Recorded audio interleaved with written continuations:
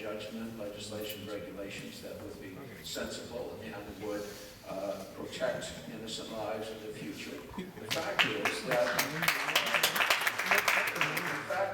that those who tend to be in favor of gun rights, if you will, tend to feel about that issue more intensely than others who, and of course I'm generalizing, and others who may feel, as I do, that we should have stronger legislation and regulations to protect innocent lives, but it is one of many issues they feel strongly about. So there is an issue between intensity and preference, if you will, and the members of Congress get that.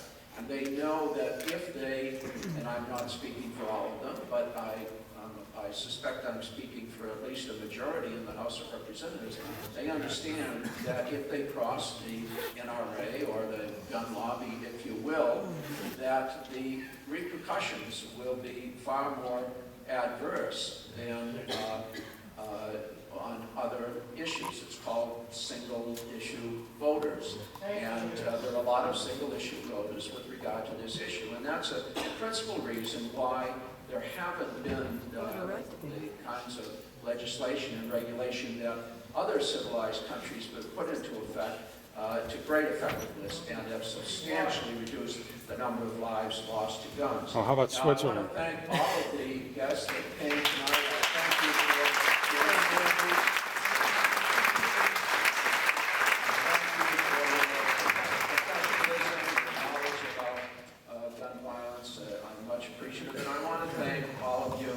In attendance for caring enough about this issue to participate in this community forum. I do want to share some statistics that I find to be relevant to this issue. According to the Center for Disease Control, over 53,000 Americans died from motor vehicle accidents. And The stats are pulled out of it. 10 million by 2015, causes every year. We got the to ban Centers natural for Disease causes. Control estimated that that number will drop from 53,000 down to 32,000, and will be surpassed by gun-related deaths. I'm not surprising. That's surprising a lot of people because they prefer not to be knowledgeable about these numbers, but I'm going to share them anyway. The fact is that gun-related deaths have fluctuated between 30,000 and 35,000 for the last 30 years. This has already occurred in Virginia, this comparison.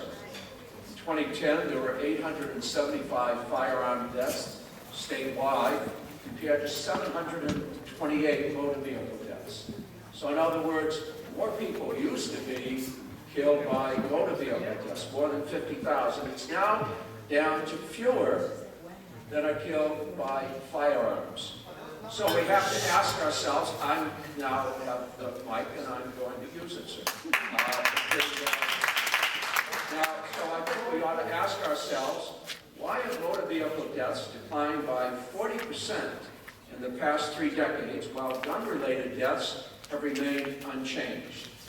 The answer is that local, state, and federal legislators, spurred on by concerned citizens, Mothers Against Drunk Driving, and many other groups, took thoughtful action to address the problem of motor vehicle deaths. They implemented stricter seatbelt laws. They enhanced safety standards for the manufacturers of vehicles.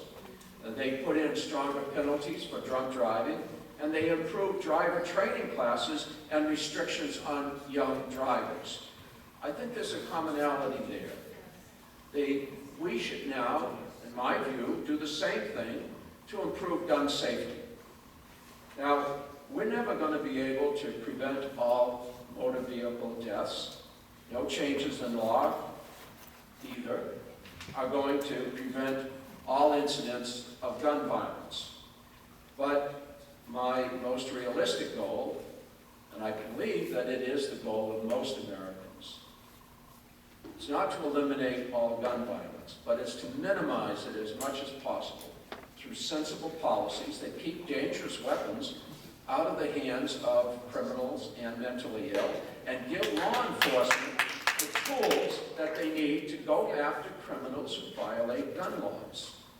I think there are many things that we can do. I've shared with you the fact that I don't agree that there is a need for individuals to have military-style assault rifles.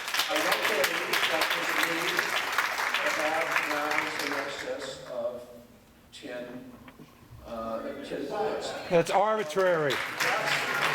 Those are my views. I'm the person that is elected to represent this area, and that's why I had this forum, not only to share my own views, but to give you an opportunity to share yours. So I do think that the reforms that we talked about tonight, that can be achieved. I don't know that they will, but I think they can and that they should be. I think we owe it to the thousands of lives that could be saved every year to get those laws on the books. And with that, I thank you for your time.